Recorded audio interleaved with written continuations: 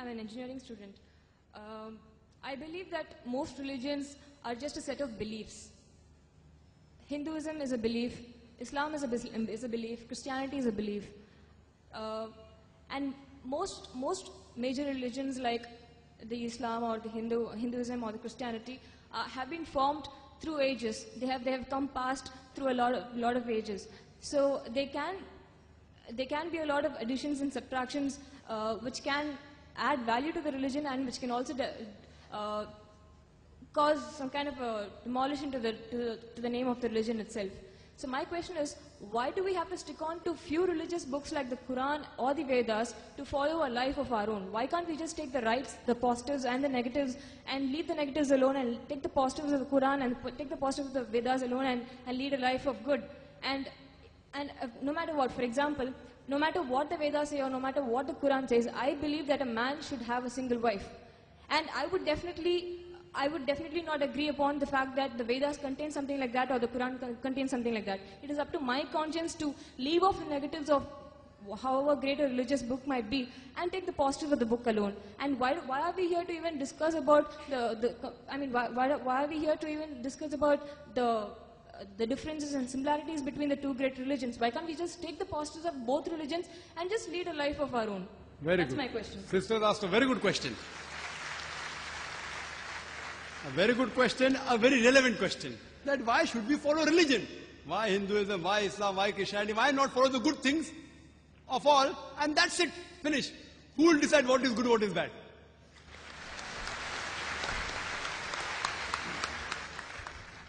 For example, in America, wearing skirts and shorts is common. Western country, it is modest. So for there, wearing skirts and shorts is modest. If you wear in Chennai, if a girl walks on the streets with shorts and skirts, you will call it immodest, including you, sister. Even you will say she is immodest. So what is modest in America is not modest here. When I went to America a few years back, there was a person who told me that you Indian women, you are immodest. I was shocked. Why? How come Indian women are modest? Because when you wear the sari, you show your belly. So for the American, the woman showing the belly is immodest. So who will decide? If you go to certain Muslim countries, the Arab countries, looking at a woman, staring at a woman is immodest. Here, as long as you don't touch a woman, you can talk to her, you can look at her, it's modest. Therefore, when you greet the Indian, they say namaste without touching. In the Western countries, it is common that you shake hands. So shaking hands between a lady and a man is modesty. As long as you shake hands and don't touch any other part of the body, in some Western countries it is modest. In other Western countries, kissing a woman on the lips and the cheek is modest. In some Western countries, you can do what you want, the male and the female. As long as you do willingly, it is modest. Who will decide? Who will decide? Who will decide? If you go to America, there are nude beaches. There was a ship, I read in the Times of India 2 months back, a nude cruise. Nude. Everyone in the ship will be nude. For them it is modest. Who will decide? The best person to decide is the Creator, sister. Now I am asking you, who will decide what is right, what is wrong? Who will decide? And if you say that select the best, I am with you. I agree with you, sister. Select the best of all the religions.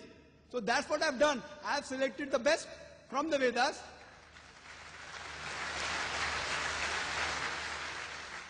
But what is best is not best for you. That's the problem.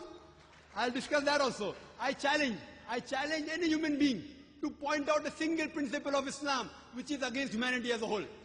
Single.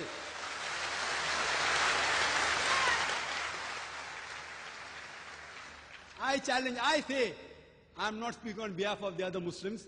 I'm putting my head on the guillotine. I challenge anyone. Yes, there may be many non-Muslim may think certain thing is wrong. For example, the sister disagrees with a man having more than one wife. I'll discuss that, inshallah. After I give you the answer, you'll be convinced, inshallah, God willing. You'll be convinced. For example, if you ask a problem, 2 plus 2 is how much? If you don't know the answer, I'll give you the answer. Now, once you know the answer, you get convinced.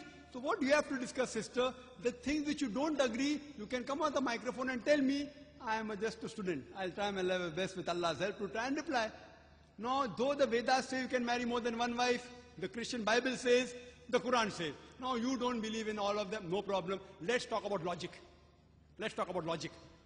Sister, do you know, by nature, male and female are born in equal proportion? By nature, male and female are born in equal proportion.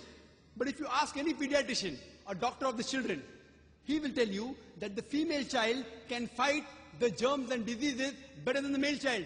So in the pediatric age itself, there are more male children dying as compared to female children.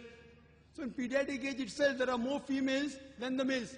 As life goes on, there's death due to cigarette smoking, death due to alcoholism, death due to accident, death due to war. More male are dying as compared to female. So today in the world, there are millions of women more in the world as compared to male.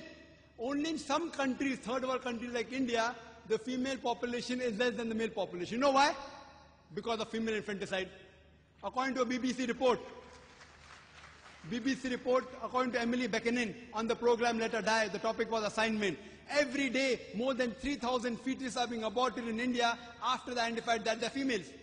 That means more than 1 million fetuses are being aborted in India every year after they identified they're females. If you stop this evil practice, and according to Tamil Nadu Government Hospital report, this state of yours, that report says out of 10 females born alive, 4 are put to death. Do you say it is right? It is wrong. If you stop this evil practice, even in India, the female population will become more than the male population. In America alone, there are 7.8 million females more than male. In UK alone, there are 4 million females more than male. In Germany alone, there are 5 million females more than male. In Russia alone, there are 9 million females more than male. God alone knows how many millions of females are more than males in the world. Suppose, sister, hypothetical question. Suppose my sister happens to live in America. Or suppose your sister happens to live in America, USA, and the market is saturated. Every man has found a woman for himself. Yet, there will be 7.8 million females who will not find life partners. Now, only option remaining for them, for these females who have got no life partner, is that either marry a man who already has a wife or become public property. You may say, public property? Brother Zakir, such a harsh word. Sister, it is the most sophisticated word I can use. I cannot use a better word. In America, on average, the statistics tell us a person has 8 different sexual partners before he settles down with one. Mistresses is common. You can have 10, 20, 30, no problem. 100 also. The law will not say anything. If you marry more than one wife, that thing doesn't go down their throat. Why? In mistresses, the woman does not get a right. She is degraded. She is dishonored. In Islam, when you have a second wife, you have to give equal rights. She has the honor. She has respect. But I do agree with you, sister. I agree with you that no woman under normal circumstances would like to share a husband with any other woman. I agree with you. I agree with you, sister. But the basic law of the Islamic Sharia is, let a small loss take place to prevent a big loss. Let a small loss take place to prevent a big loss. So all the Muslim women who know that there are millions of women, if they would not allow their husband to have more than one wife, they will become public property. They say, we would not mind sharing a husband to prevent our other sisters to become public property. Hope that answers the question.